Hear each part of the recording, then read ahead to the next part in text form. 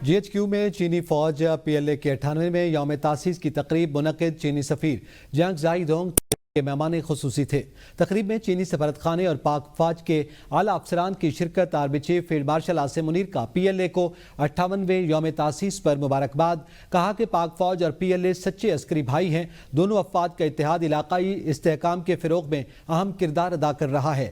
بدلتی عالمی حکمت عملی کے باوجود دونوں ممالک کی دوستی ہر آزمائش پر پوری اتری، اس میں کوئی لغزش نہیں آئی۔ پاک چین تعلقات خطے میں استحکام کے ضامن ہیں۔ چینی سفیر نے کہا کہ دہشت گردی کے خلاف پاک افواج کا کردار قابل تعریف۔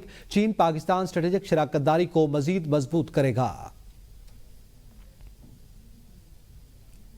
پاکستان نے بھارتی لوک سبھا میں آپریشن سندور سے متعلق بیانات مسترد کر دیے۔ ترجمان دفتر خارجہ شفقت علی خان کہتے ہیں کہ بھارتی رہنماؤں کے اشتعال انگیز دعوے بے بنیاد اور حقائق مسخ کرنے کی کوشش ہیں۔ وزیراعظم نے بھارت کو پہلگام واقعے کی غیر جانبدارانہ تحقیقات کی پیشکش کی۔ بھارت نے تحقیقات کے بغیر پاکستان پر حملہ کیا۔ افواج پاکستان نے بھارتی جارحیت کا مؤثر جواب دیا۔ پاکستان خطے میں امن کا خواہاں ہے، کسی بھی جارحیت کا بھرپور جواب دے گا۔ بھارت آپریشن مہادیو کے نام پر معصوم لوگوں کو نشانہ بنا رہا ہے۔ Pakistan's resounding success in neutralizing Indian fighter jets and military targets is an indisputable fact.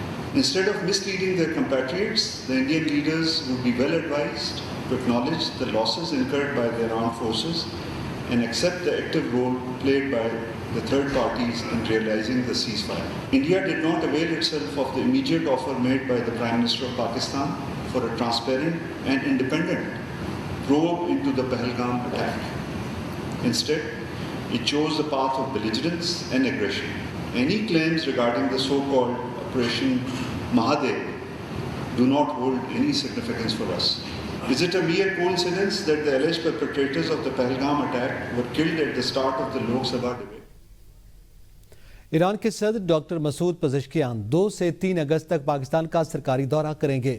ترجمان دفتر خارجہ کے مطابق ایرانی صدر کا یہ دورہ وزیراعظم شہباز شریف کی دعوت پر ہو رہا ہے اور ان کے ہمراہ ایرانی وزیر خارجہ اور دیگر اعلیٰ سطحی حکام پر مشتمل وفد بھی پاکستان آئے گا۔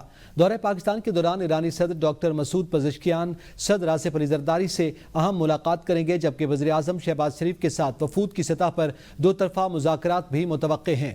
یہ ڈاکٹر پزشکیان کا بطور ایرانی صدر پاکستان کا پہلا سرکاری دورہ ہوگا۔ سرگودا انسداد دہشت گردی کی خصوصی عدالت نے میانوالی ڈسٹرکٹ جوڈیشل کمپلیکس حملہ کیس کا فیصلہ سنا دیا۔ Opposition leader Punjab assembly Ahmed Khan Bhachar, Rana Bilal Ijaz, Ahmed Khan Chattha سمیت 51 ملزمان کو اشتہاری قرار دے دیا گیا ہے۔ سرگودا عدالت نے 9 مئی تھانہ سٹی میانوالی مقدمہ نمبر 349/23 کا فیصلہ سنا دیا۔ سرگودا اسماعیل نام کے گرفتار ملزم کو 25 سال قید بامشقت کا فیصلہ سنایا۔ سرگودا میانوالی پولیس کی تمام ملزمان گرفتار کر کے عدالت میں پیش کرنے کا حکم۔ DPO میانوالی کو انسداد دہشت گردی کی خصوصی عدالت نے 1 ماہ کے اندر تمام اشتہاری ملزمان کو گرفتار کرنے کا حکم دے دیا۔ راولپنڈی میں انسداد دہشت گردی عدالت نے 26 نومبر کو درج مقدمے میں پاکستان تحریک انصاف کے 18 رہنماؤں کے خلاف ناقابل ضمانت وارنٹ گرفتاری جاری کیے ہیں۔ جن رہنماؤں کے وارنٹ گرفتاری جاری ہوئے ان میں علیمہ خان، علی امین گنڈاپور، اعجاز خان جازی، چودھری امیر افضل، شیخ وقاص اکرم، کنول شوذب، سردار منصور سلیم، زبیر خان نیازی اور اجمل صابر عامر مغل شامل ہیں۔ عدالت نے پولیس کو حکم دیا کہ ملزمان کو گرفتار کر کے 8 اگست کو عدالت میں پیش کیا جائے۔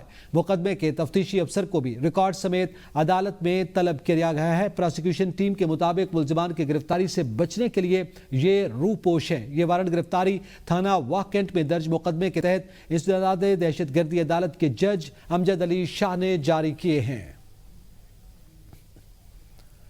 تحریک انصاف کے رہنماؤں کو جھوٹے گواہوں کی بنیاد پر 10 سال قید کی سزا سنا دی گئی۔ یہی گواہ انسداد دہشت گردی عدالت سرگودا میں مسترد ہو چکے تھے۔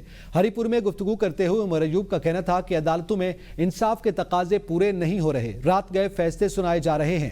جھوٹے گواہوں کی بنیاد پر فیصلے دینا عدلیہ پر سوالیہ نشان ہے۔ چیف جسٹس آف پاکستان کو خط بھی لکھا اور کہا کہ جب تک عدل نہیں ہوگا ملک ترقی نہیں کرے گا۔ ہم نے بانی PTI کے لیے قربانیاں دی ہیں اور قانون کی پاسداری کرتے ہوئے ہر ظلم کا ڈٹ کر مقابلہ کریں گے۔ اسی فیصلہ باد عدالت نے جو آج سزا سنائی ہے، سرگودا کی انسداد دہشت گردی عدالت نے पिछले साल इन्हीं गवाहों को मुस्तरद किया और जज ने कहा ये गवाह झूठे गवाह हैं। मैंने खत लिखा पाकिस्तान की चीफ जस्टिस साहब को या अफरीदी साहब को, और मैंने कहा कि मुल्क में रात को 2:30 बजे तक अदालत इंसदाद दहशतगर्दी की वो चल रही है। कैसा इंसाफ मुल्क को दिया जा रहा है? हर अजियत हमने झेली है, कुर्बानियां दी है। किसके लिए? अपने लीडर वजीर आजम इमरान खान साहब के लिए। क्यों? क्योंकि वो हक और सच के रास्ते पे खड़ा है और पाकिस्तान के लिए खड़ा, हमारे लिए खड़ा है। खबर पाकिस्तान तहरीक इंसाफ के साथ नाइंसाफी हो रही है, हमें दीवार से लगाया जा रहा है। बानी पीटीआई को सजाओं के फैसले का अगर अखबार मिला होगा तो पता चला होगा। कौमी असम्बली में बैठने का फैसला सियासी कमेटी करेगी। 5 अगस्त को बड़ा एहतजाज होगा। मजीद क्या कहा, आइए सुनते हैं। हमारी नुमाइंदा Zahida PTI chairman barrister Gauhar के साथ मौजूद हैं। जी जाहिदा।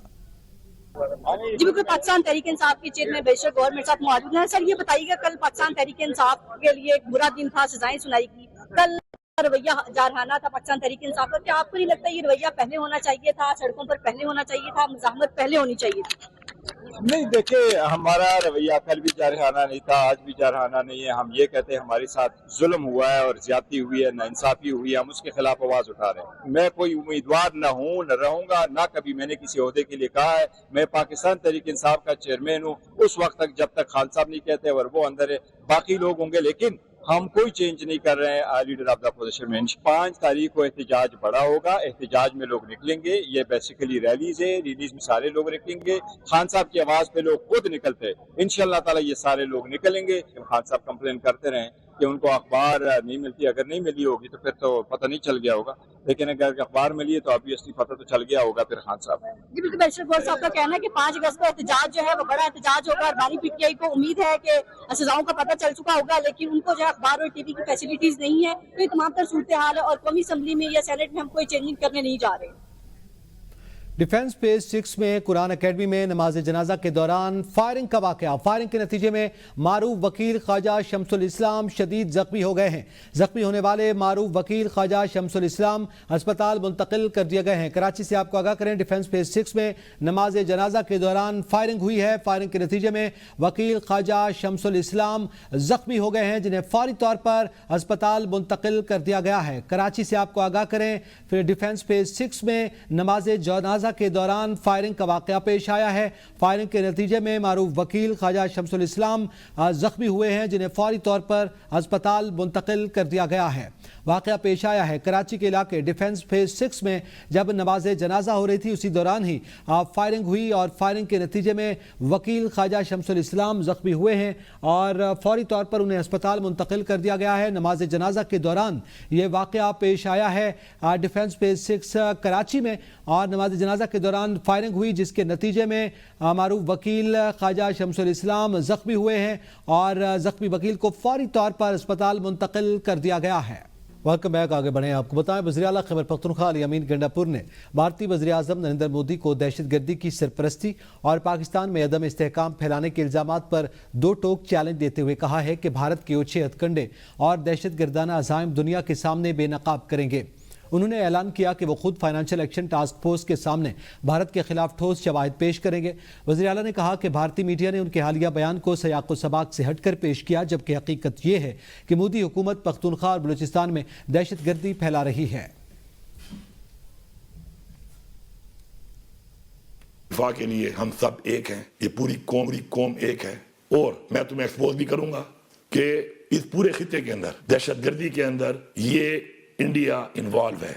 मेरे एक बयान को सियाको सबाक से हटकर जो पेश किया है, बिलखसूस बलूचिस्तान के अंदर जो तुम्हारा किरदार है दहशतगर्दी के अंदर, मेरे सूबे खैबर पख्तूनख्वा में जो तुम्हारा किरदार है दहशतगर्दी को सपोर्ट करने में, दहशतगर्दी करवाने में, अब मैं फैटफ को मैं ये सारा वहाँ पे फिजिकल जाके एक्सपोज करूँगा कि इंडिया आज से नहीं हमेशा से पाकिस्तान के अंदर और इस पूरे खिते के अंदर जितनी दहशतगर्दी हो रही है उसके عام خبر ہے، جرگے کے فیصلے پر شادی شدہ خاتون کو غیرت کے نام پر قتل کرنے کا معاملہ، عدالت نے گرفتار 6 ملزمان کے جسمانی ریمانڈ میں 4 روز کی توسیع کر دی ہے۔ پولیس نے ملزمان کو عدالت پیش کر کے جسمانی ریمانڈ میں 7 دن کی توسیع کی استدعا کی تھی۔ ملزمان سے مقتولہ کو قتل کرنے کے لیے استعمال ہونے والا تکیہ بھی برآمد کرنا ہے۔ پولیس کی ایسی استدعا سامنے آئی ہے۔ ملزمان میں مانی گل، عرب گل، ظفر اللہ، عصمت اللہ، ضیاء الرحمان اور صالح محمد شامل ہیں۔ عدالت نے گرفتار 6 ملزمان کے جسمانی ریمانڈ میں مزید 4 روز کی توسیع کی استدعا کی ہے۔